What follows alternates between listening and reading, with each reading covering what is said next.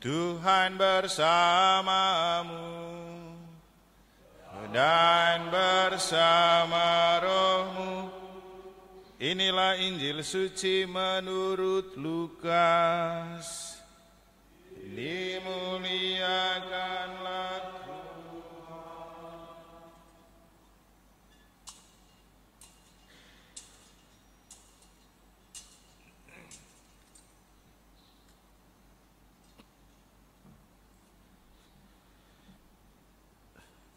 Dalam bulan yang ke-6, Allah mengutus malaikat Gabriel ke sebuah kota di Galilea bernama Nazaret kepada seorang perawan yang bertunangan dengan seorang bernama Yusuf dari keluarga Daud. Nama perawan itu Maria.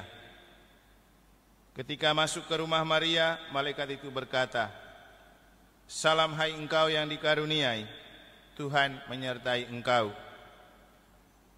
Maria terkejut mendengar perkataan itu, lalu bertanya di dalam hatinya, apakah arti salam itu?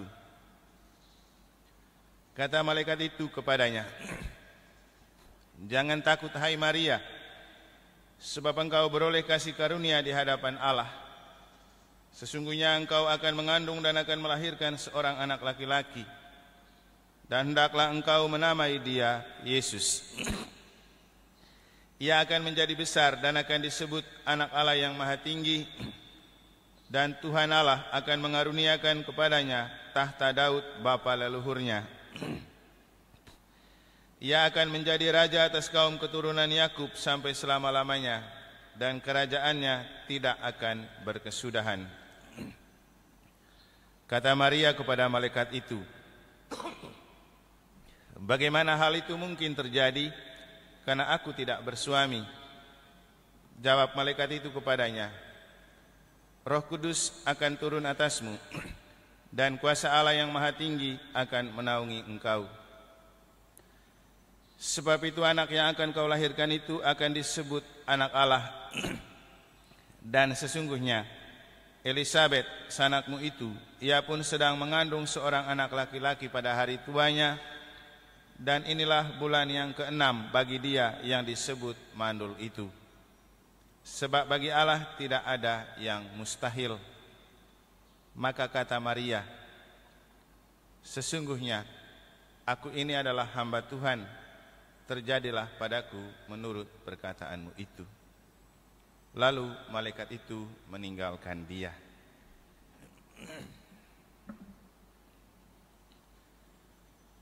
Demikianlah sabda Tuhan. Terpujilah Kristus.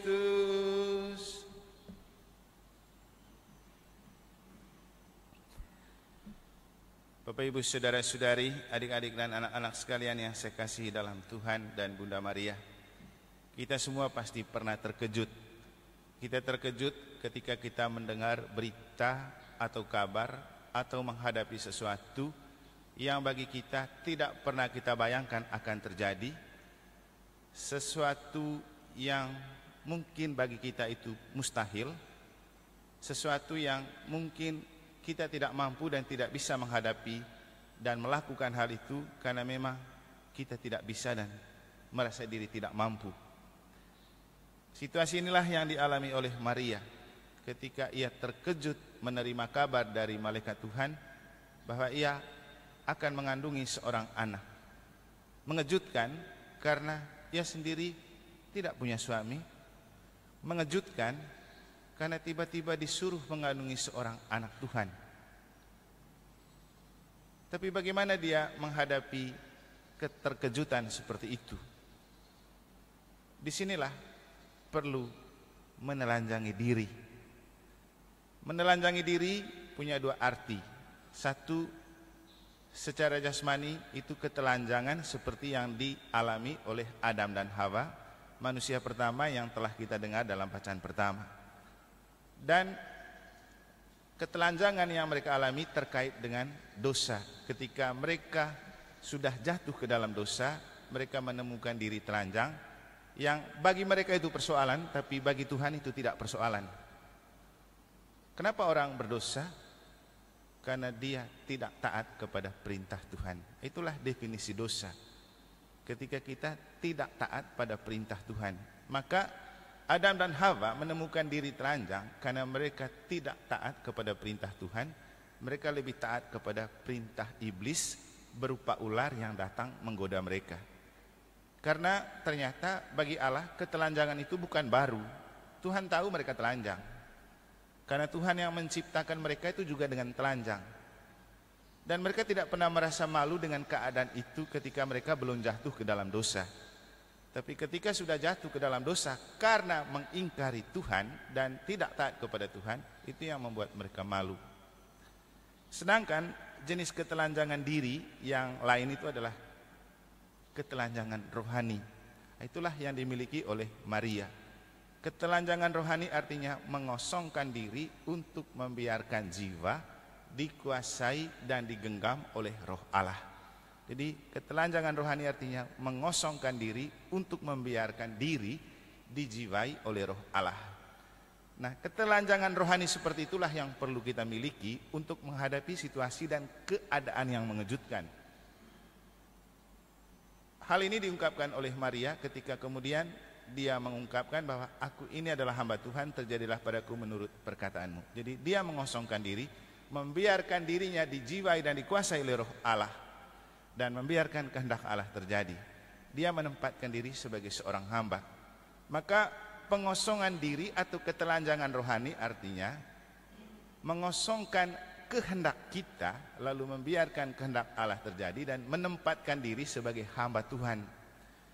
Orang yang menempatkan diri sebagai hamba Tuhan pasti tidak memaksakan kehendak di hadapan Allah.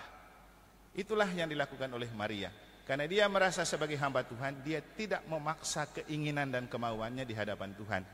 Dia membiarkan kehendak Tuhan terjadi. Sikap inilah yang perlu kita miliki Bapak Ibu untuk mempersiapkan diri menyambut Natal. Menelanjangi jiwa, mengosongkan jiwa, menanggalkan kehendak dan kemauan pribadi untuk membiarkan kehendak Allah terjadi.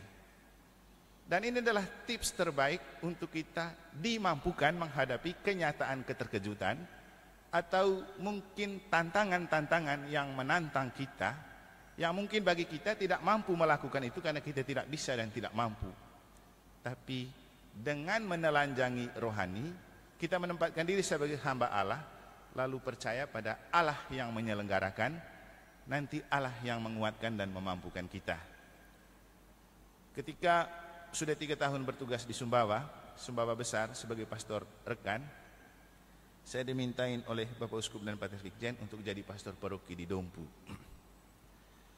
Bagi saya yang masih muda dan belum punya pengalaman, menjadi pastor paroki di Dompu dengan mayoritas Islam yang keras, itu pekerjaan yang tidak mudah.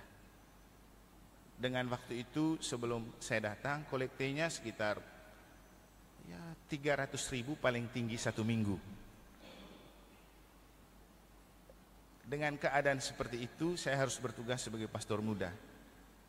Ada banyak hal yang membuat saya terkejut dan merasa tidak mampu untuk menjadi pastor paroki di sana.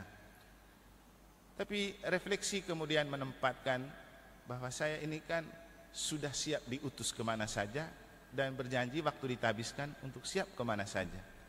Dan saya menjadi imam bukan karena kemauan saya, tapi karena kehendak Allah. Dan kalau sekarang Allah menghendaki saya pergi ke sana, ya mau bagaimana lagi? Terjadilah sesuai dengan apa yang Tuhan mau, bukan apa yang saya mau. Berangkatlah saya. Ternyata Dompu yang awalnya menakutkan, mencemaskan dan mengejutkan untuk saya, diubah oleh Tuhan menjadi paroki yang penuh rahmat.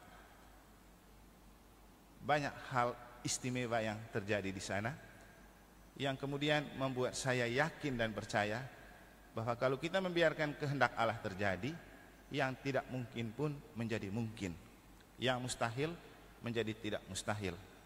Bapak Ibu, ini satu dari pengalaman di antara banyak pengalaman. Yang terakhir itu ketika diminta untuk menjadi ketua tim perumus sinode, sebenarnya saya menolak karena satu, masih ada yang lebih senior. 2, pendidikan saya hanya sebatas seminari tinggi. Masih ada banyak orang yang sudah studi lanjut, bahkan dengan gelar doktor, bisa dipakai sebagai perumus. Tapi kenapa kemudian harus saya?